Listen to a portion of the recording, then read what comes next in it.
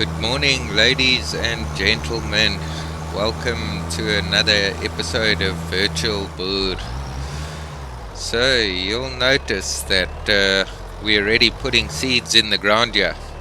I did actually record this episode already before this, but I only realized my microphone was off halfway through it. So, sorry about that. But there we go, that's more than half of our field done. We're busy planting some corn. Now, a few things about this episode. We're gonna just retouch on some of the knowledge we've already gained, and what we're gonna do is expand on that and just relate it to some of the statistics around land in South Africa. So while my guy is busy going up and down here, I'm gonna quickly let you have a look at something. I do suggest that if you want to look at this a little bit more in depth, that you pause it on your screen, because I'll be coming back very shortly to the game. Here we go.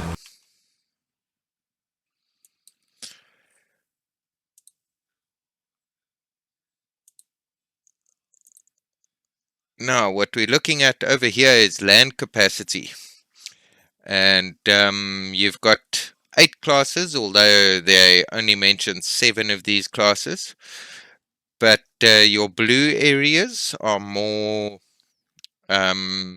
consistent with arable pieces of land, i.e. they can be used for planting of crops, etc. And then from pink going down to red, we've got more of our livestock farming going on. Now, I will be linking this article again in the chat for those who wish to have a look at it. But just a few interesting facts here while we plant some more corn.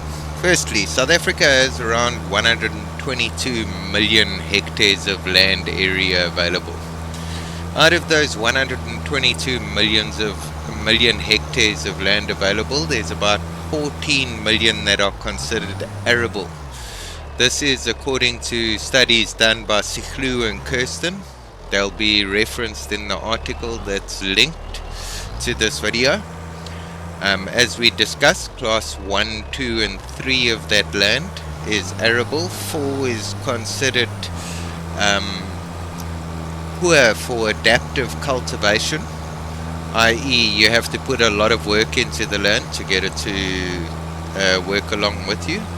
And then from class 5 to 7 it's considered grazing. Now, South Africa is a huge livestock farming economy. And if you have a look at that map, you'll notice that generally the eastern half of South Africa is more consistent with being unarable. They do farm a lot of sheep in the Karoo and Northern Cape, which takes up a huge land mass of that portion. But KwaZulu-Natal is very well known for its big herds of prized cattle. And so are other various places in South Africa known for their livestock production. Now, along with this, and moving into what would be referred to today as precision farming, I need to read a problem statement that comes from this article, and it just addresses some of the constraints that exist within adopting precision farming as an accepted method on large scale. So, the problem statement reads as follows: the increase in the world's population requires an increase in food production. The population projections postulate that the world's population will be 8.2 billion in 2030 and 9.2 billion in 2050.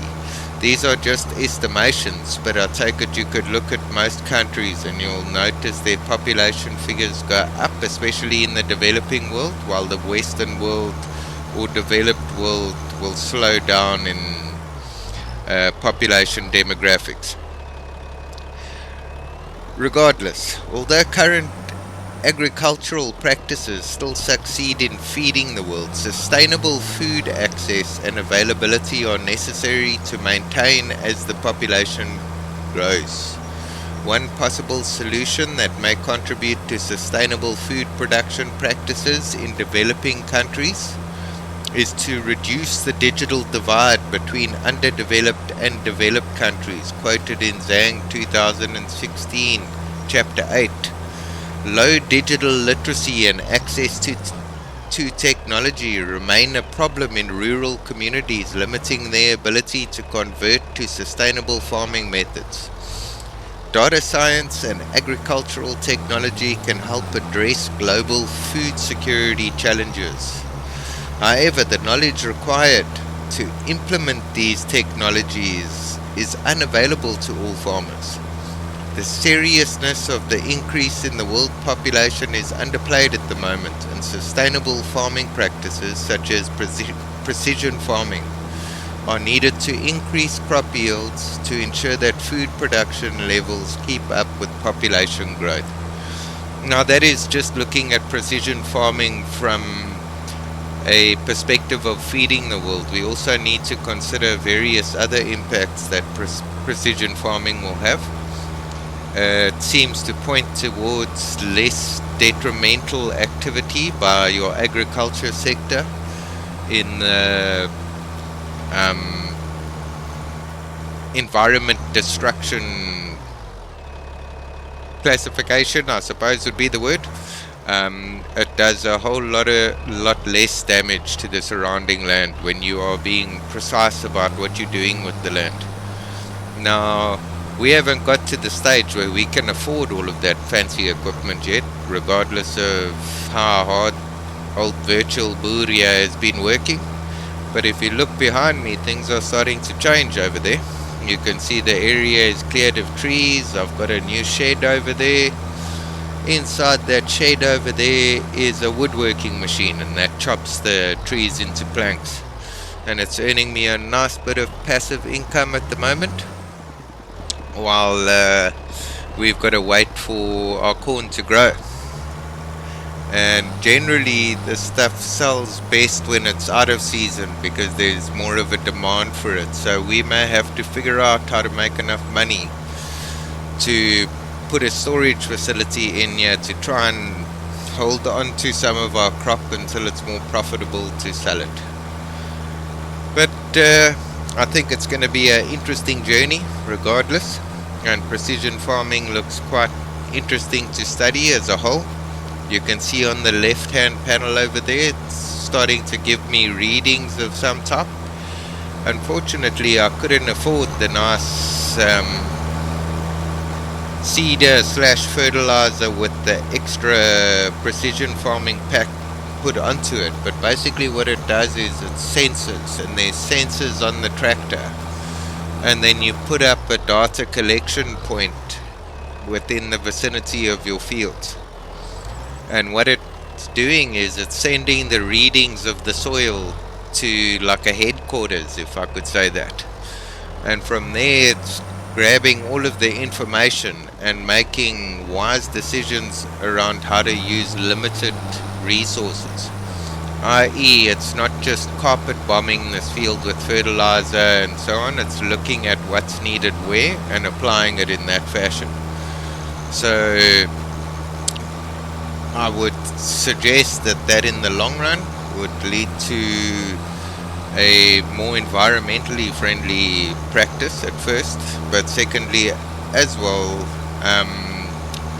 it would help with cost efficiency. Either way, I've played this game for quite a while and we'll see which one it leads to. But I will be looking at some studies done in the West and the East around precision farming, and we'll continue to discuss this topic in future episodes. I want to thank you for tuning in for another episode of Virtual Boer, and I trust that it's going to be a good week ahead for everyone here, and keep up with the pioneer lifestyle, guys. We shall chat in the next one. Cheers.